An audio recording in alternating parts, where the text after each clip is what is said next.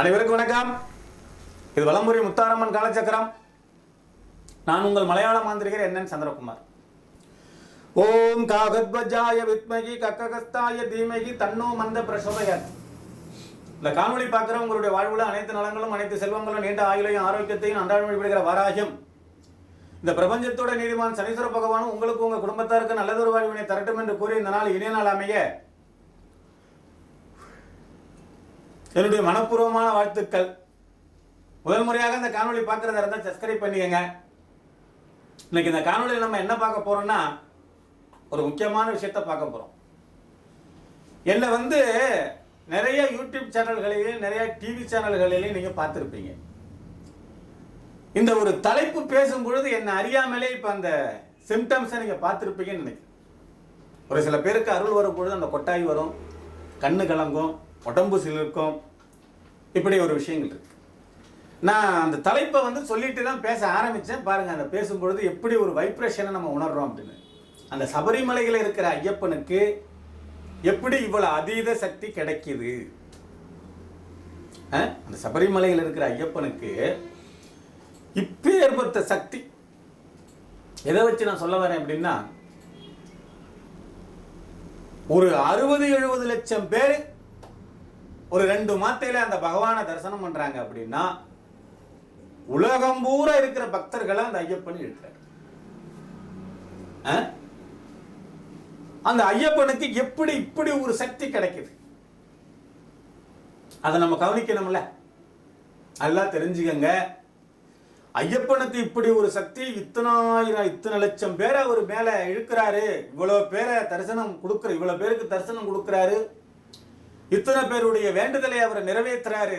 பிரம்மச்சார வேடத்துல இருந்து பிரம்மச்சாரியாவே இருக்காரு. பக்கத்துல மஞ்சள் மாதா இன்னமும் அவரை கல்யாணம் பண்ணிக்கிறதுக்காக காத்துக்கிட்டு இருக்காங்க. ஐயப்ப என்னைக்கு என்னுடைய சன்னிதானத்துக்கு கன்னிசாமிகள் வரலையோ அன்னைக்கு நான் கல்யாணம் பண்ணிக்கிறேன்னு சொல்லியிருக்காரு. வருஷத்துக்கு வருஷம் பல லட்சம் கன்னிசாமிகள் அங்கே போய்கிட்டு இருக்காங்களே தவிர கன்னிசாமியினுடைய வருகை குறையல. இதுதான் அங்கே இருக்கிற விஷயம். மஞ்சள் மாதா ஐயப்ப மேல அதிகமான காதலோட இருக்காங்க. ஐயப்பன் கன்னிசாமி வராத அன்னைக்கு கல்யாணம் பண்ணிக்கிறேன்னு சொல்லிட்டு அங்கே இருக்க. இந்த ஐயப்பனுக்கு இவ்வளவு சக்தி கிடைக்கிறதுக்கு மிகப்பெரிய காரணம் நெய். நல்லா தெரிஞ்சுக்கங்க.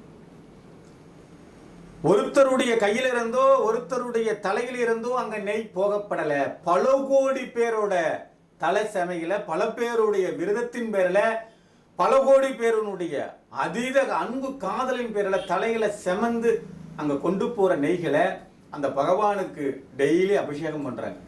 குறைஞ்சது ஒரு நாளைக்கு டன்னேஸ் கணக்கில் 5 டன்னா இருக்கலாம், 10 டன்னா இருக்கலாம். அப்ப அந்த ஐயப்பனுக்கு தொடர்ந்து நெய்யில அபிஷேகம் பண்ண பண்ண பண்ண பண்ண அவருக்கு அதீத சக்திகள் கிடைக்குது. நெய்க்கு அப்படி ஒரு விஷயம். நம்ம நிறைய பிரபஞ்சத்தை பற்றி காணொளி போட்டுக்கிறோம். நெய் தீபங்கள் போடுங்க, நெய் விளக்கு ஏத்துங்க. நெய் அதுல அவ்வளவு மகிமைகள் இருக்கு, அவ்வளவு விசேஷங்கள் இருக்கு. நெய்யில அவ்வளவு ஒரு சக்திகள் இருக்கு அப்படின்னு சில மைசாதன பொருள்களுக்கே காராம்பசு நெய்யை பயன்படுத்த சொல்லுவோம். அப்ப அந்த ஐயப்பனுக்கு டெய்லி இவ்வளோ கிலோ கணக்கில் அபிஷேகங்கள் பண்ண பண்ண பண்ண அவருக்கு என்ன ஆகுது? அதீத சக்திகள் அங்க உரியேறப்படுது. மற்றபடி அங்க இளநீயால் அபிஷேகம் பண்றதோ, பஞ்சாமிர்தத்தால் அபிஷேகம் பண்றதோ, குங்குமத்தால் அபிஷேகம் பண்றதோ, திருநீரால் அபிஷேகம் பண்றதோ இல்லை. வெறும் நெய் மாத்திரம் பயன்படுத்தி அபிஷேகம். 2வது, இங்க இருந்து செமந்து போற இருமுடி தேங்காய் அங்க அக்கினியில போடப்படுது. இருமுடி செமந்து போற தேங்காய் உடைச்சு நெய்யை எடுத்துக்கிட்டு மீதி இருக்கிற தேங்காவை அங்க அக்கினி கொப்பரைகளை போடப்படுது. அது அணையாதீபமா எரியுது. அப்புறம் சொல்லவா வேணும்? எப்படி சொல்றதுக்கு விஷயம் இருக்காங்க.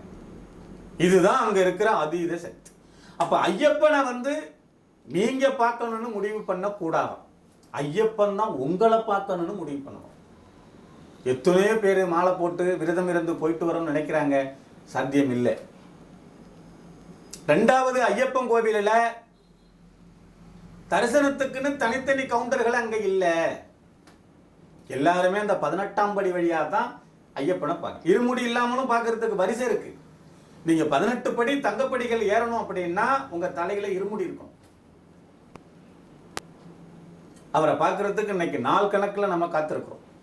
48 நாள் விரதம் இருந்து இருமுடி சுமந்து அந்த கல்லுலையும் உள்ளுலையும் அந்த மேட்டிலையும் பள்ளத்திலையும் ஏறி இறங்கி 20 மணி நேரம் தரிசனத்துக்காக காத்திருந்து 18ஆம் படிகளை கடுமையான நெரிசல்களில் அந்த இருமுடியை கீழே விழாம மேலே கொண்டு போய் கீவுல நின்று வெறும் 1/2 செகண்ட் அவரை பார்ப்பதற்காக, ரொம்ப இல்லை, வெறும் 1/2 செகண்ட், 1 செகண்ட் கூட கிடையாது, 1/2 செகண்ட் அவரை பார்ப்பதற்காக இவ்வளவு சிரமங்களை ஒரு பக்தன் பட வேண்டியது.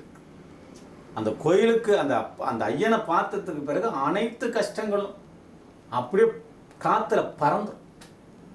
அப்படி ஒரு அதீத சக்தி. அவருக்கு இவ்வளவு பெரிய அதீத சக்திகள் கிடைக்கிறதுக்கு நெய் தான். இந்த நெய்யை நீங்க எல்லாரும் வீட்டில் தீபமா ஏற்றி வழிபாடு பண்ணுங்க.